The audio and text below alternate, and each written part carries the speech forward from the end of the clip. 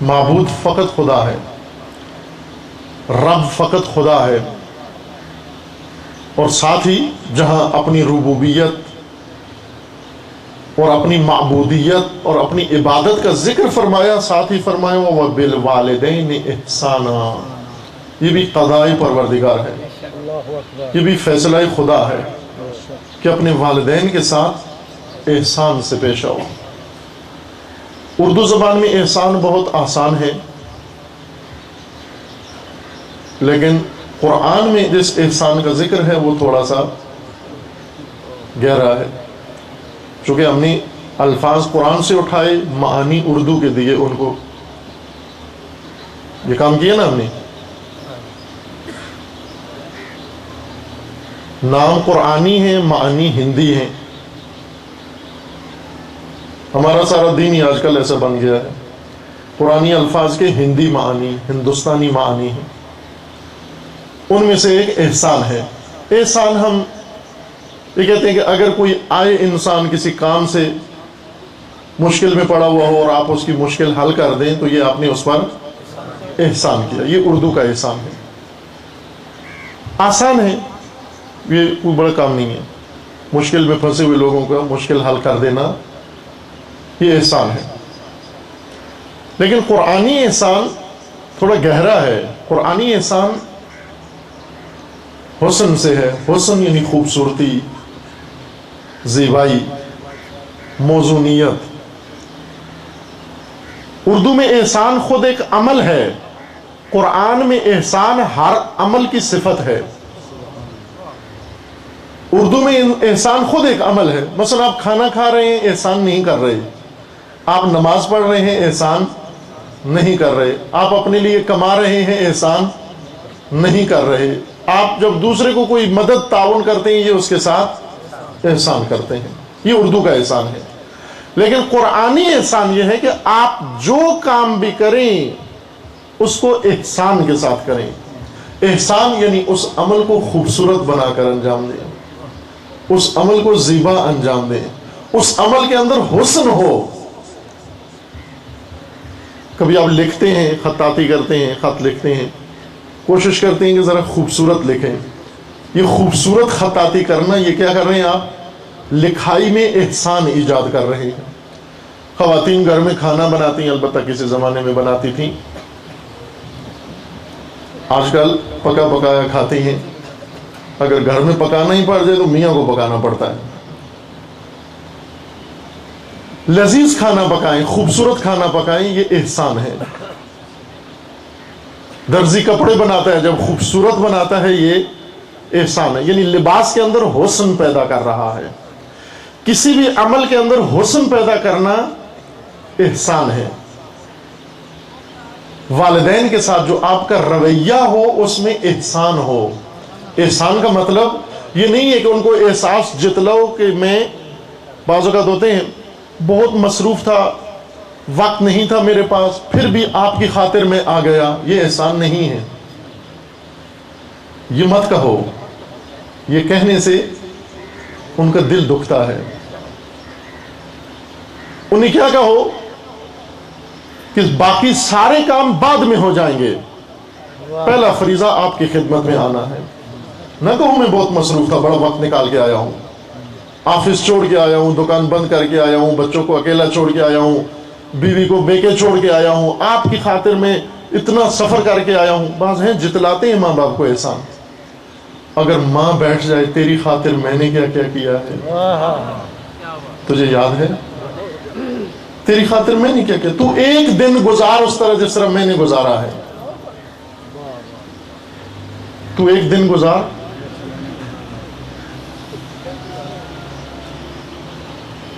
ایک دن تو اس بستر پہ سو جس پہ تو سوتا تھا اور بستر کو آلودہ کر دیتا تھا، اور ساری رات تیری ماں اس آلودگی میں سوتی تھی، تو ایک گھنٹہ ماں کی آلودگی میں سو سکتا ہے؟ تو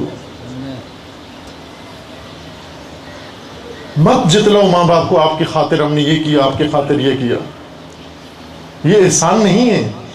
احسان یعنی ماں باپ کے ساتھ رویوں میں حسن پیدا کرو، خوبصورتی اور زیبائی پیدا کرو اس کے اندر۔ احسان کے ساتھ ماں باپ سے پیش آؤ. یعنی جتنے فرائض ہیں آپ کے ماں باپ کے سامنے کہ معلوم ہونا چاہیے کیا ہے.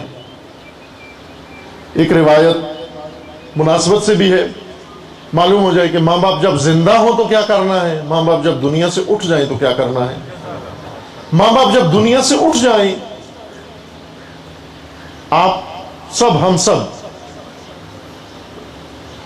اس رشتے سے خالی نہیں ہیں. ممکن ہے آپ باپ بھی ہوں، خواتین میں سے مائیں بھی ہوں گی، ان کی صاحب اولاد ہیں، یا پھر آپ کے ماں باپ ہیں. آپ کے ماں باپ اگر زندہ ہے، خدا ان کو صحت و سلامتی عطا فرمائے، اور اگر اس دنیا سے اٹھ گئے خدا ان کی مغفرت فرمائے. لیکن ہمیں معلوم ہونا چاہیے کہ ماں باپ جب زندہ ہوں تو کیا ہمیں کیا کرنا ہے، اور ماں باپ جب دنیا سے اٹھ جائیں تو کیا کرنا ہے. حدیث ہے رسول اکرم صلی اللہ علیہ وآلہ وسلم سے، لما سئل عن بر الوالدین، والدین کے ساتھ نیکی و احسان کے بارے میں رسول اللہ سے پوچھا گیا کہ کیسے کی جائے. بعد موتہما، اگر وہ اس دنیا سے چلے جائیں تو یہ بر و نیکی والدین کے حق میں کیسے انجام دی جائے. رسول اللہ فرماتے ہیں نعم الصلاۃ علیہا علیہما، ایک یہ کہ ان پر نماز جنازہ قائم کرو، ان کی نماز جنازہ پڑھو ان کے موت کے بعد. والاستغفار لہما، اور مسلسل ان کے لیے خدا سے استغفار کرتے رہو، مغفرت طلب کرتے رہو. ربنا اغفر لی ولوالدی، قرآنی دعا ہے، قرآنی دعا جو خدا نے انبیاء کو سکھائی ہے. انبیاء کو سکھائی ہے کہ یہ دعا مانگے، ربنا اغفر لی ولوالدی وللمؤمنین یوم یقوم الحساب رب ارحمہما کما ربیانی صغیرا. اے میرے رب ان پر رحم فرما.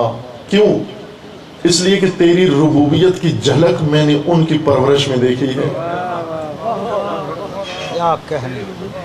ہمیں کہاں سے پتہ چلتا رب کیسا کریم رب ہے، کیسا مہربان رب ہے.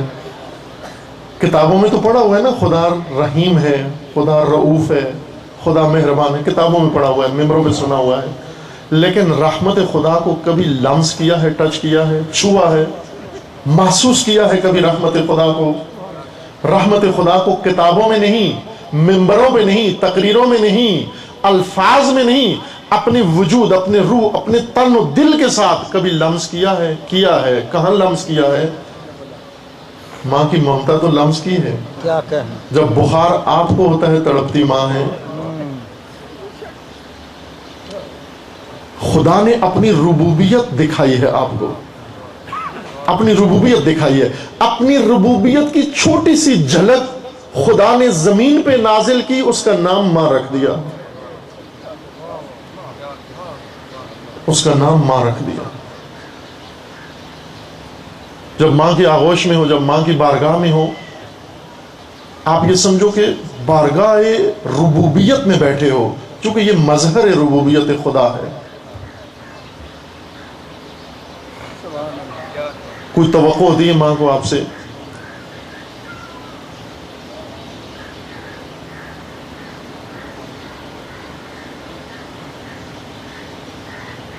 جب اس دنیا میں ہو قدر جانی. عزیزان، دنیا میں جب تک جن کے ماں باپ زندہ ہیں قدر جانی، جیسے بھی ہیں ان کی قدر جانی، جیسے بھی ہیں قدر جانی. جب مر جائیں ان کے لیے خدا سے مغفرت طلب کرو.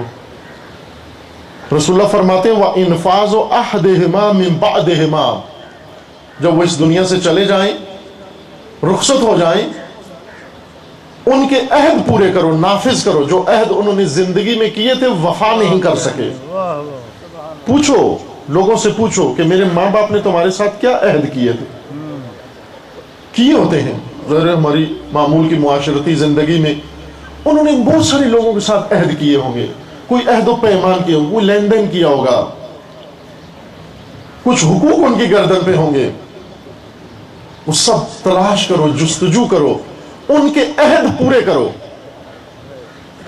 ایسا نہ ہو کہ کہو جی یہ تو میرے والد نے عہد کیا تھا، اب تو وہ دنیا سے چلے گئے ہیں، آپ نے ماں باپ کے ساتھ کیا تھا، ماں باپ چلے گئے، اب ہمارا زمانہ ہے، ہمارے ساتھ تو کوئی عہد آپ نے نہیں کیا تھا۔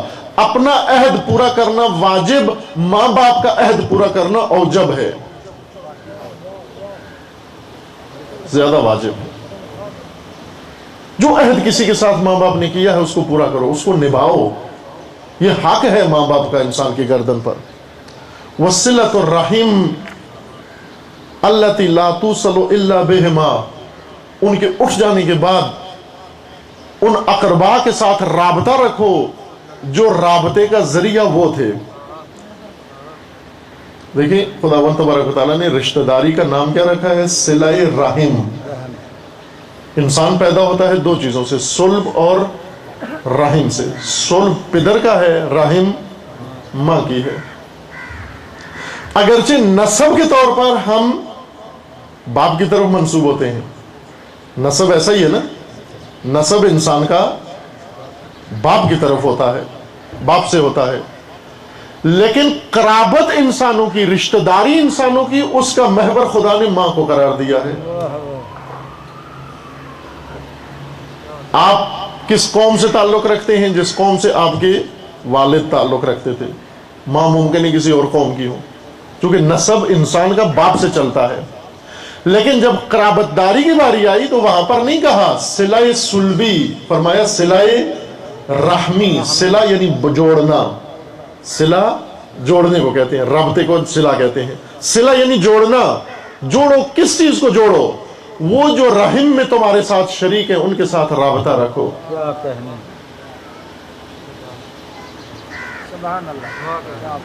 ماں کو خدا نے خاندان کا محور قرار دیا ہے۔ صلہ رحم، وہ جو رابطے ان کے ذریعے تھے ان رابطوں کو قائم رکھو۔ وہ اکرام الصدیق ہے ماں، اور حتیٰ ان کے جاننے والے، ان کے ساتھ اٹھنے بیٹھنے والے، ان کے آشنا، ان کے دوست احباب، ان کا بھی احترام کرو۔ اپنے والدین، جن کی والدین کے تعلقات تھے، جہاں جہاں تعلقات تھے ان تعلقات کا بھی رسول اللہ فرماتے ہیں احترام کرو۔ یعنی جب آتے ہو، مثلا عید آتی ہے، رشتہ داروں کے ہاں جاتے ہو، ان لوگوں کے ہاں ضرور جاؤ جن کے ہاں آپ کے ماں باپ کے تعلقات ہیں۔ ماں باپ کے تعلق کا احترام کرتے ہوئے ان سے ملنے جاؤ۔ یہ عظمت ہے جو خداوند تبارک و تعالیٰ نے والدین کے لیے ذکر کی ہے۔ لیکن جب زندہ ہو ان کی قدر جانو۔ سب سے بڑا گناہ عاق والدین ہے، گناہان کبیرہ میں سے۔ خداوند تبارک و تعالیٰ نے فرمایا، یہ بھی رسول اللہ سے حدیث ہے، یقال للعاق نافرمان، عاق یعنی نافرمان۔ ماں باپ کے نافرمان کو خدا کیا کہے گا؟ اعمل ما شئت فإنی لا اغفر لک۔ خدا کہے گا اے ماں باپ کے نافرمان، تو جو مرضی کر، تجھے میں کبھی معاف نہیں کروں گا، کیونکہ ماں باپ تجھ سے ناراض ہیں۔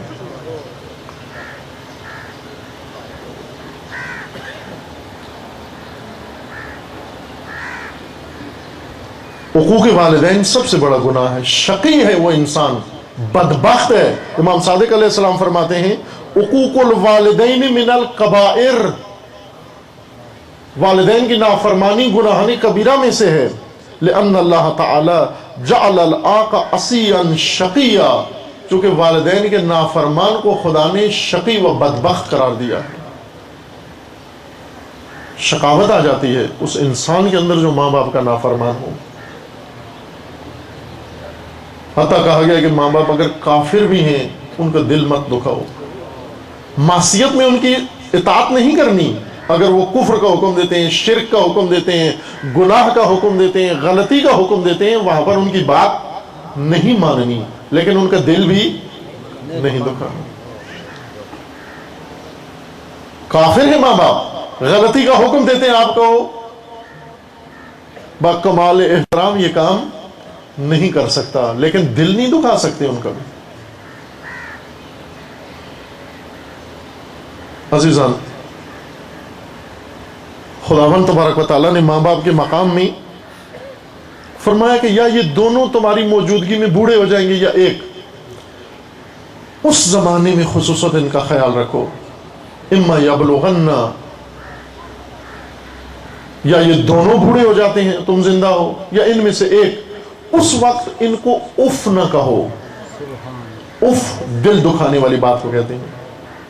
اف نہ کہو یعنی وہ بات نہ کہو جس سے ان کا دل دکھتا ہے. قرآن فرماتا ہے اس سے بہتر بلکہ قولاً کریما، قول کریمانہ ان کے ساتھ، کریمانہ بات کرو ان کے ساتھ جا کر. قل لہما قولاً کریما، کریمانہ باتیں کرو ان کے ساتھ. یاد کرو اس زمانے کو جب تم ان کی آغوش میں تھے، تم ستاتے تھے انہیں، تم ان کو آرام نہیں کرنے دیتے، تم انہیں چین نہیں کرنے دیتے، تم انہیں آسائش میں نہیں رہنے دے رہے تھے.